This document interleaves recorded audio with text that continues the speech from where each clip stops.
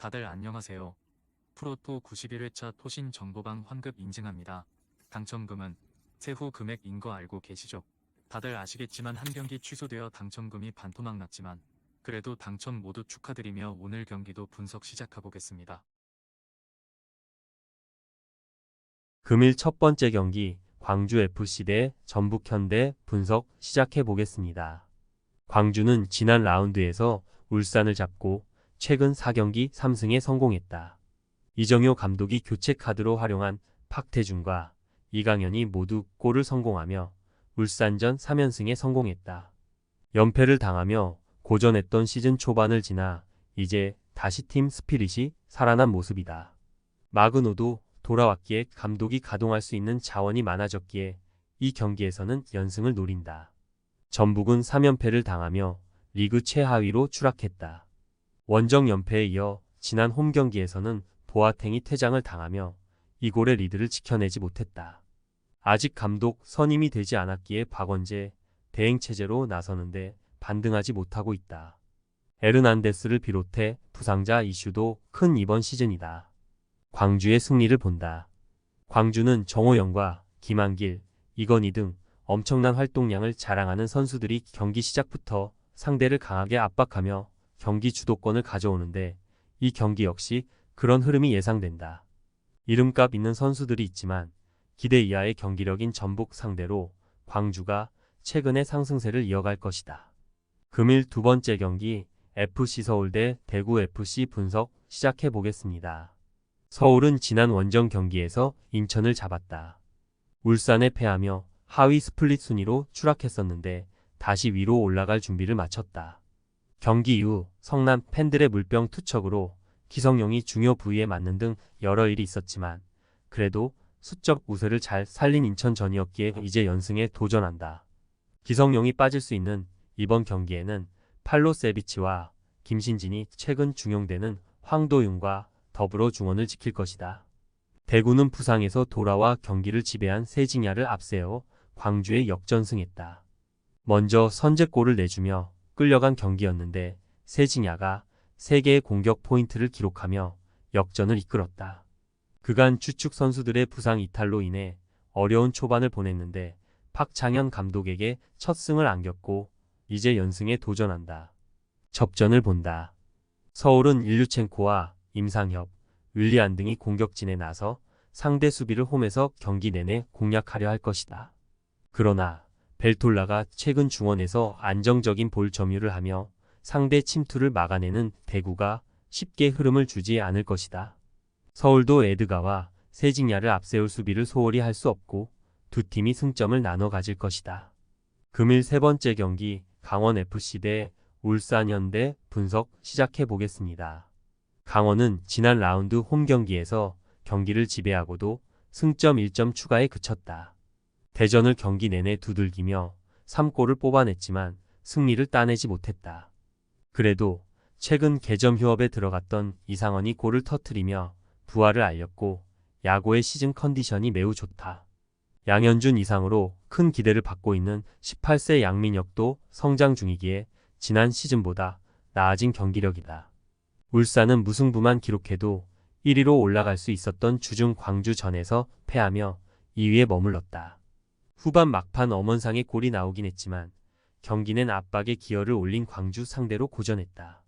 때문에 2경기 연속 승리를 따내지 못했고 이번 원정 승리가 간절하다. 루빅손과 주민규, 이명재와 이규성 등 주중에 짧게 뛴 선수들이 이번 원정에서 기여를 올릴 것이다. 울산의 승리를 본다. 야구와 이상원, 양민혁이 3톱으로 나서는 강원의 화력도 빼어난 건 사실이다. 그러나 강원은 수시즌 동안 울산 상대로는 늘 어려운 경기를 했다. 또 마무리가 되는 공격진과 달리 김영빈과 윤석영의 느린 발이 공략되는 수비는 불안하기에 엄원상과 켈빈, 루빅손 등의 스피드를 앞세운 돌파에 무너질 것이다. 금일 네 번째 경기 성남FC 대 부산 아이파크 분석 시작해 보겠습니다. 성남은 전남 원정에서 패하며 연승이 끝났다. 타이트한 일정 속에 후이즈와 알리바 F 등을 벤치에서 기용하며 로테이션을 돌렸는데 전반 막판 집중력이 아쉬웠다. 그래도 이 경기는 홈 일정이고 후이즈와 이정엽이 풀타임을 소화할 수 있다. 정승용은 측면에서 공격적으로 돌파를 노릴 것이다. 부산은 지난 라운드 청주 원정에서 졸전 끝에 무승부에 그쳤다. 비로 인해 패스가 제대로 연결되기 어려운 상황이긴 했지만 그걸 감안한다 해도 경기력이 아쉬웠다. 때문에 이번 원정 경기에서 분위기를 전환할 결과를 내야 한다. 패신과 최건주, 안병준의 스리톱이 공격적으로 경기에 임할 것이고 라마스가 중원과 측면을 오가며 공격을 지휘할 것이다. 부산의 승리를 본다. 성남도 최근 흐름이 좋긴 하지만 후이즈를 제외하면 안정적으로 기회를 해결할 선수가 없는 것도 사실이다.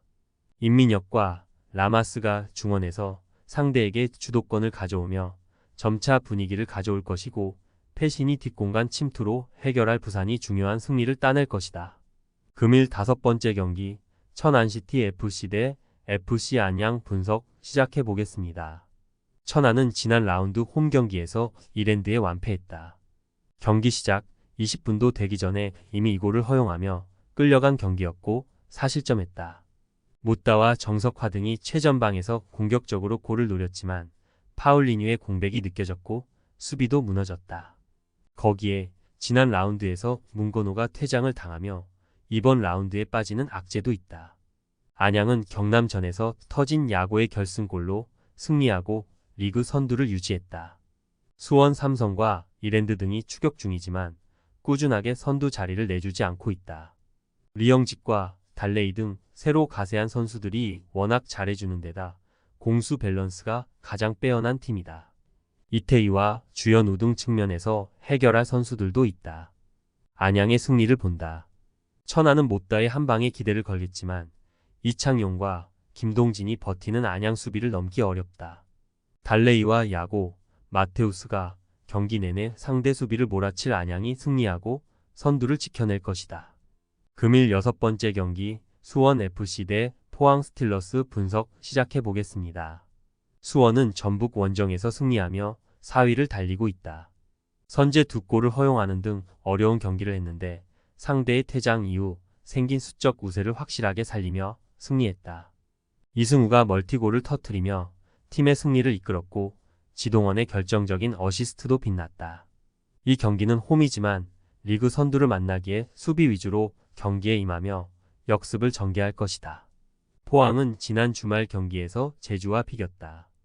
홍윤상이 선발 윙어로 나선 경기 초반 선제골을 터뜨렸지만 후반 동점골을 허용하고 말았다. 그래도 무패를 이어가며 선두 자리를 내주지 않았다. 오베르단과 왕겔손, 조르지 등 외인 선수들이 충분히 잘해주는 데다 이동희와 전민광 등 박태학 감독이 신뢰하는 수비진의 안정감도 대단하다. 포항의 승리를 본다. 몰레알과 김주엽, 이승우 등 수원도 역습으로 결과를 낼 수 있는 선수들이 있다. 그러나 3경기 연속 멀티 실점한 수비진은 최근 다소 고전 중이다. 조르지와 허용준, 정재희와 백성동이 경기 내내 침투로 기회를 노릴 포항이 승리하고 리그 선두를 지킬 것이다. 토신 최종 조합은 영상 아래 고정 댓글로 말 걸어주시면 토신 정보방에서 무료로 공유해드립니다. 제발 손해보면서 토토하지 말고 다같이 웃으면서 즐겁게 베팅합시다. 함께 하실 분들은 부담 갖지 마시고 편하게 말 걸어주세요.